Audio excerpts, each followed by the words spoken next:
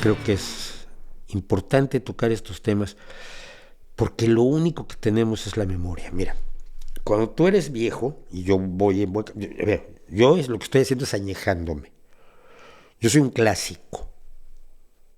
Viejos otros, que se comportan como viejos. Esa es la señal de que estás envejeciendo. Al final el coche que tienes, pues es un coche. La casa que tienes, más grande o más pequeña, pues fundamentalmente lo que haces es evitar que te caiga lluvia en la cabeza cuando llueve y que te dé el sol en la cabeza cuando da el sol. Nuestro patrimonio como individuos es nuestra memoria. Lo que somos, lo que nos define, es lo que recordamos.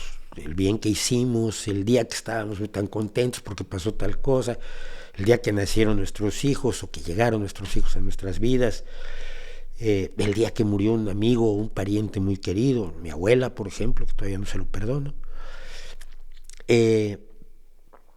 Somos animales de memorias. Además de ser animales de memorias en lo individual, de nuestra piel para adentro, tenemos una característica que nos diferencia de todos los demás animales. Tenemos una memoria social.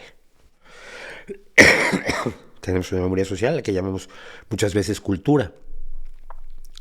El hecho de que yo no tenga que volver a inventar cómo se hace el trabajo de carpintería, porque puedo estudiar carpintería, porque tengo guardada la memoria colectiva del trabajo de la madera, es memoria.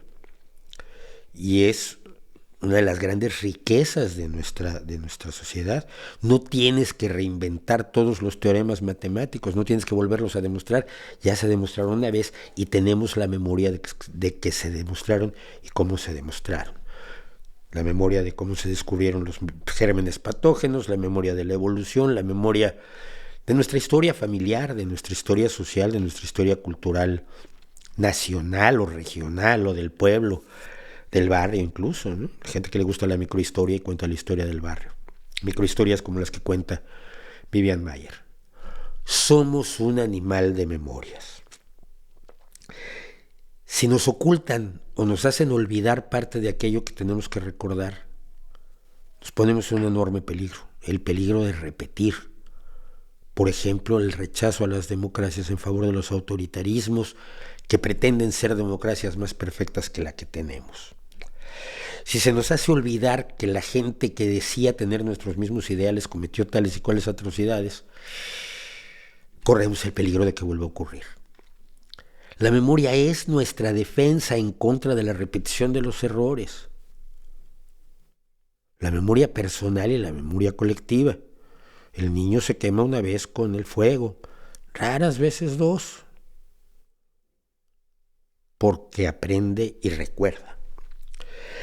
A veces nos falta memoria como sociedad, a veces insisto mucho en la memoria como sociedad en estos streamings o en mis vídeos, y quizás a algunos les parece un poco agobiante, lo siento. Solo quisiera que tuvieran en cuenta que no es mi memoria de los Ceausescu, es la memoria colectiva de lo que se vivió durante años en que el mundo cerró los ojos a una serie de atrocidades que cuando se descubrieron en los años 90, muchos no tenían dónde meter la cabeza.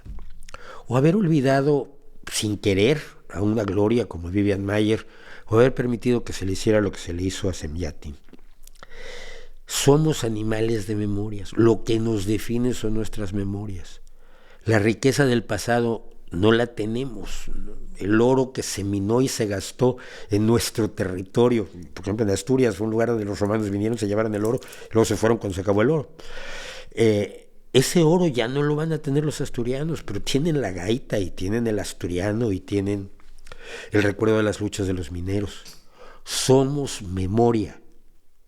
Así que me van a perdonar, pero yo voy a insistir mucho, siempre, en la medida en que pueda seguir teniendo este canal, esta posibilidad de hablar con ustedes, de hablar de nuestras memorias y de aquello que creo personalmente, igual me equivoco, que no deberíamos olvidar.